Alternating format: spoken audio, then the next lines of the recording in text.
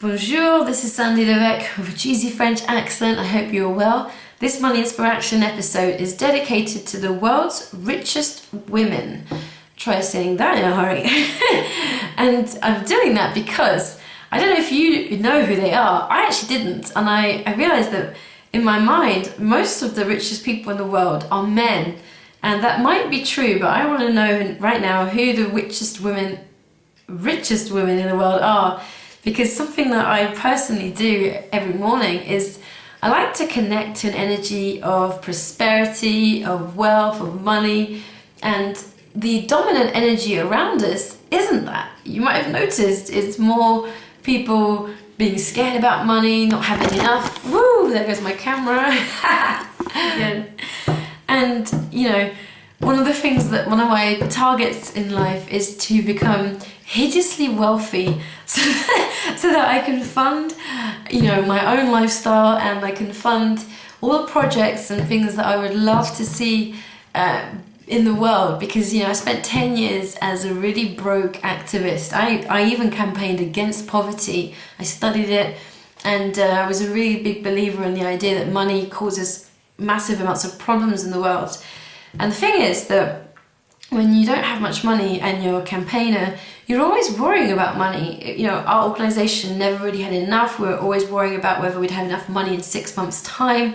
And I had huge health problems about 4 years ago, which made me look at the amount of stress I was living with, and worrying about money was one of them. So that's something that I am personally changing in my life. And so I do this exercise to connect to that energy in the morning. So now I want to be able to think of the richest women in the world, because I know that they're out there. So let me tell you who they are so that you know too. So the richest one is called Liliane Bettencourt, and guess which country she's from? She's French. Yes. She's worth $30 billion, and her wealth was inherited. Her father founded L'Oreal, the cosmetics company. So she's 90 years old. So I wonder who she's going to pass it on to. So then the second wealthiest is Christy Walton, and her net worth is $28.2 billion.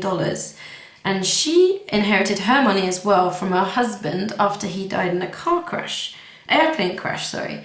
And her wealth comes from Walmart. And check this out.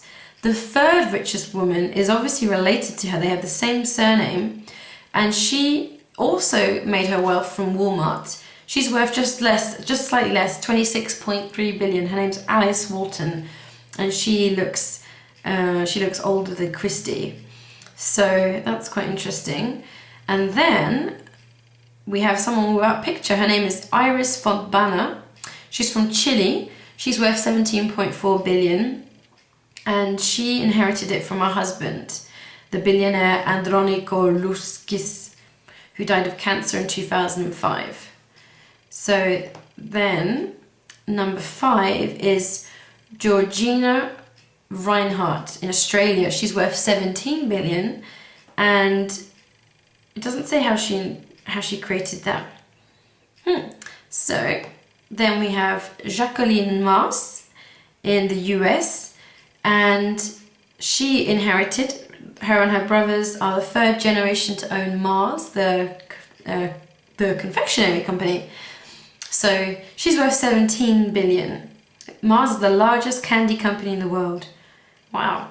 And her brothers inherited that when their dad died in 1999. So then we have Suzanne Clatton. She's worth 14.3 billion, and her source of wealth is BMW. She inherited it from her father, who rescued the company from bankruptcy decades ago. That's interesting.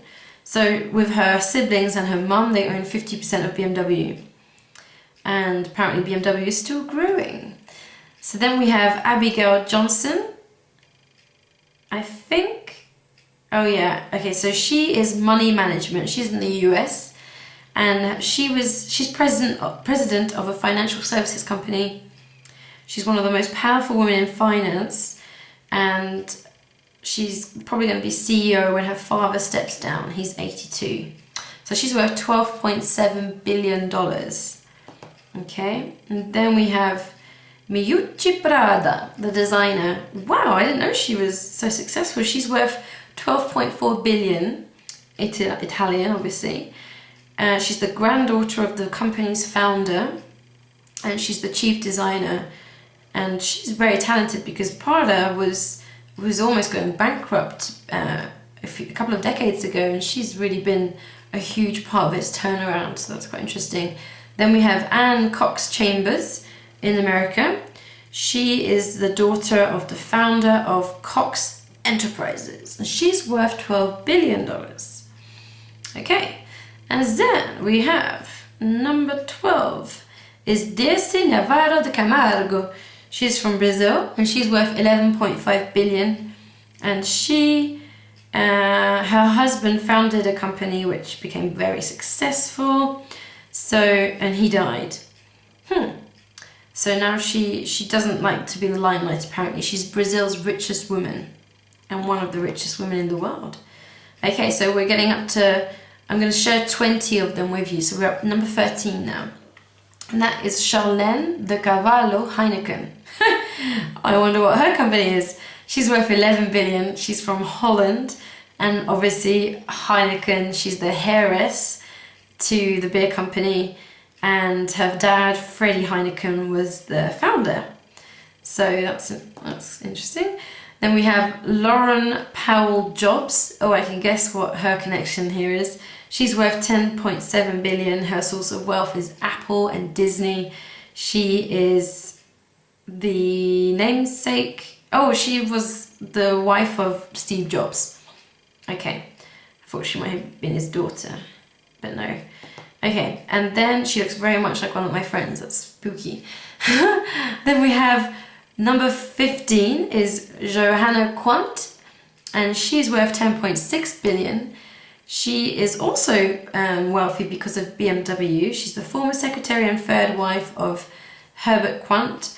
And yeah, okay, not much more to say about that. She's quite elderly. Then we have Antonia Johnson, net worth of 9 billion, one of Sweden's richest women. She succeeded her father as head of the Axel Johnson Group, which was founded in 1873. Wow. So 9.1 billion she's worth. Interesting, because Sweden's quite a difficult country to have a lot of wealth in, so I wonder how she manages all of that. Elaine Marshall, she's worth 8 billion. She's from America, and she's the widow of someone who inherited a lot of money. Howard Marshall II. Apparently Howard Marshall III, who was actually the namesake of the father, was cut out entirely. So I'm not sure what happened there. And then number 18, we're almost at the end. Savitri Jindal, she's from India. She is worth 7.6 billion, and her late husband founded a big steel company. So their company's gone down in value, 5.6 billion in 2 years. So she's worth 7.6 billion. She has a very nice sari. We have Eva Gonda Riviera. She's worth 6.6 billion. She's in Mexico. And she's the widow of the former chair of a big Coca-Cola distributor. Wow. Apparently Coca-Cola is quite a lucrative industry. So, yeah, not much more to say about her. And the last one in our top 20 is Spanish, Rosalia Mera. And she's worth 6.1 billion. Wow, she's the founder of Zara. Zara is a huge clothing company, which is really popular in Europe. I'm not sure about America or wherever you're watching this from. I'm amazed. I didn't know that Zara could have made its founder 6.1 billion.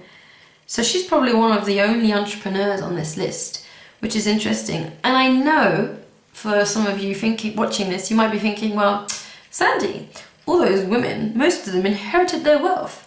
But the interesting thing is, when you look at the richest men in the world, the picture is not that different. Many of the richest men in the world also inherited their wealth. But there are entrepreneurs, and history of the sexes is quite a long, complicated history. I'm not going to go into it now. But do not try and say that this shows that women entrepreneurs can't really make it, because that's just not true. And Rosalia Mera is a beautiful example of that. Wow, that's amazing. From Spain. So let me just tell you a bit more about her. She dropped out of school at the age of 11 to work as a seamstress. And then she helped her husband to make, he was a husband, to make dressing gowns and lingerie at their house. They founded a company, and today it is one of the world's most successful retailers, Inditex, and it's the parent company of Zara's shops. So I bet you did not know that. Now you do. You can thank me later. Haha. So that's cool. How do you feel now after we've just gone through that list? Does it open up your reality a little bit to know that there are people walking around with, $28.2 billion worth of wealth? I know it does something in my world, because when you haven't grown up around that, it's easy to sort of to view the world in a certain way. But actually, I truly now don't believe that there is any limit on wealth. So I really encourage you to go for it. And maybe one day people I know will be on this list, and maybe me. Haha. So thank you for watching. Click to subscribe here or here, and I shall see you tomorrow.